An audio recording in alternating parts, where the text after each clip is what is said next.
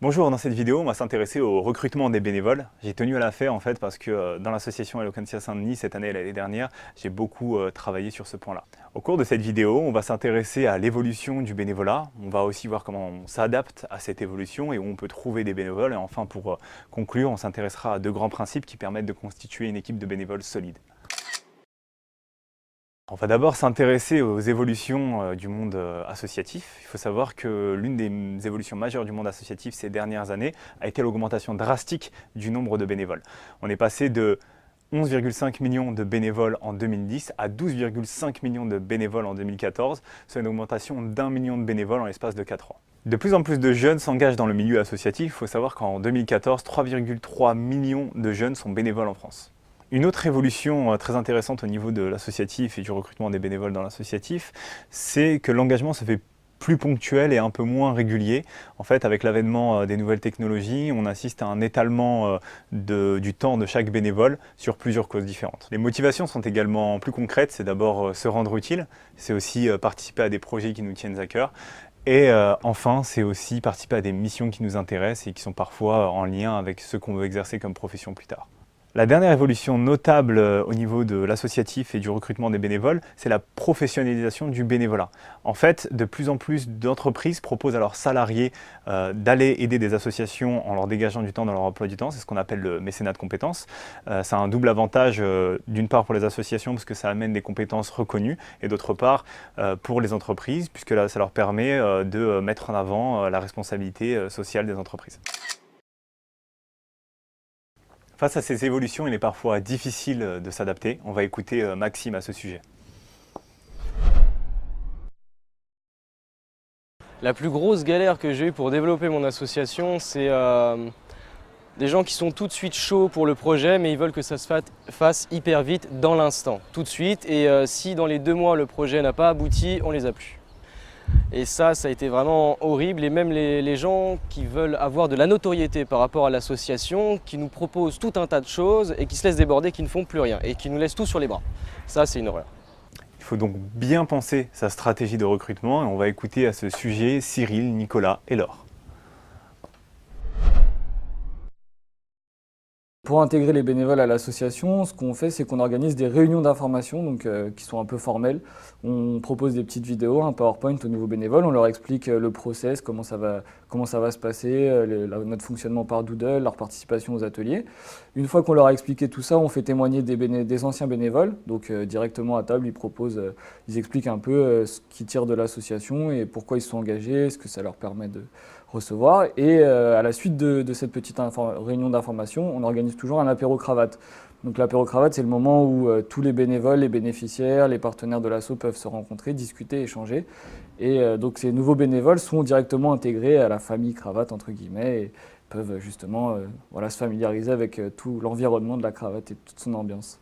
Un bénévole qui vient chez nous va venir sur un tournage, va s'amuser, va apprendre des choses et ensuite va en discuter avec ses amis qui vont à leur tour venir. Ce bouche à oreille, c'est quelque chose sur lequel il faut vraiment capitaliser.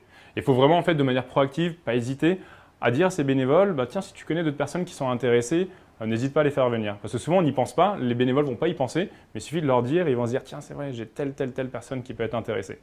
Ça, c'est une chose. Après, on peut aussi, de manière plus proactive, aller chercher des bénévoles. Il y a des sites qui permettent de trouver des bénévoles sur Internet. Nous, par exemple, on va sur des sites spécialisés dans l'audiovisuel.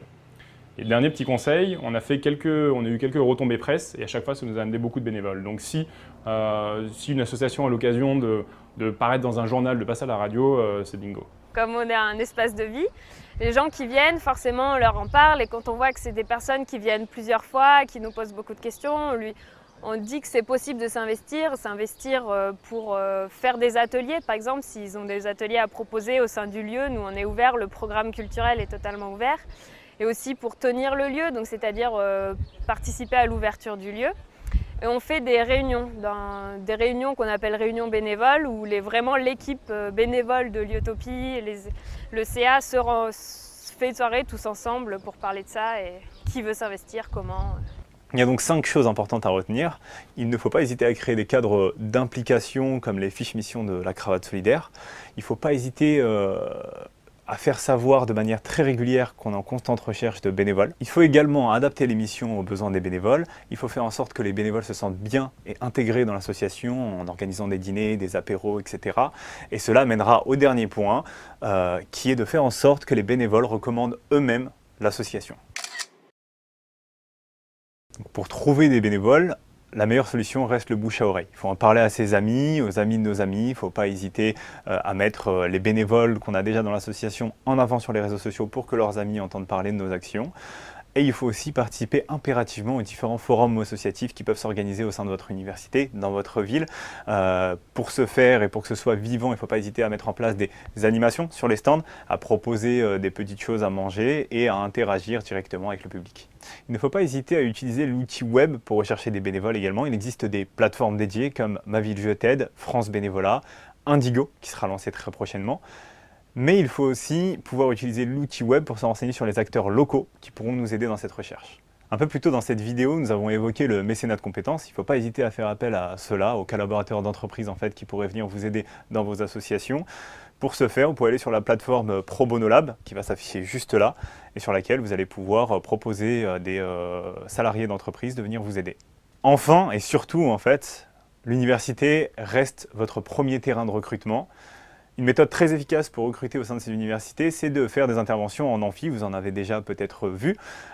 C'est très efficace dans le sens où il y a parfois des amphis de 2000 personnes et que vous touchez énormément d'étudiants en même temps. On va écouter Valentin nous parler de ça. Le recrutement à ESN Nancy, oui, effectivement, c'est une problématique qui est un peu transversale et qui est là tout au long de l'année, puisqu'on a un turnover extrêmement important de par le fait qu'on est une association étudiante, mais aussi parce qu'on est une association étudiante d'étudiants internationaux, de gens très mobiles qui viennent, qui partent. Donc c'est un problème qui est crucial. Qu'est-ce qu'on fait? Alors les premières actions, c'est d'aller capter les étudiants Erasmus qui reviennent. Ça, c'est aussi le lien avec l'université qui nous ouvre un peu ces mailings et qui fait des mailings aux étudiants internationaux qui étaient partis et pour qu'ils reviennent. Après, il y a beaucoup d'interventions en direct dans les campus pendant nos moments de cours. On a des profs qui sont très ouverts à ça, notamment dans les filières où c'est très pertinent, langue étrangère appliquée, toutes les filières un petit peu générales de management où pour les étudiants, ça peut être intéressant de découvrir et de se former à travers le milieu associatif. À ESN Nancy, on a vraiment de la chance à ce niveau-là aussi parce qu'on est assez bien connu sur le territoire de l'université de Lorraine. Donc on fonctionne même avec des listes d'attente où il y a des bénévoles qu'on fait attendre, on les teste un petit peu en début d'année, où on les envoie un petit peu au charbon sur les premiers gros événements de l'année, notamment la semaine de rentrée, qui est une semaine d'événements très intense pour l'association. Donc là, on les met là-dessus pour qu'ils puissent voir comment l'association fonctionne, pour que nous, on puisse les tester, mais eux puissent découvrir l'association et voir si ça leur correspond bien et s'ils veulent s'engager sur le plus long terme. Et après, ceux qui restent, ils sont là pour toute l'année. Et on fonctionne avec entre 60 et 30 bénévoles en fonction des moments de l'année.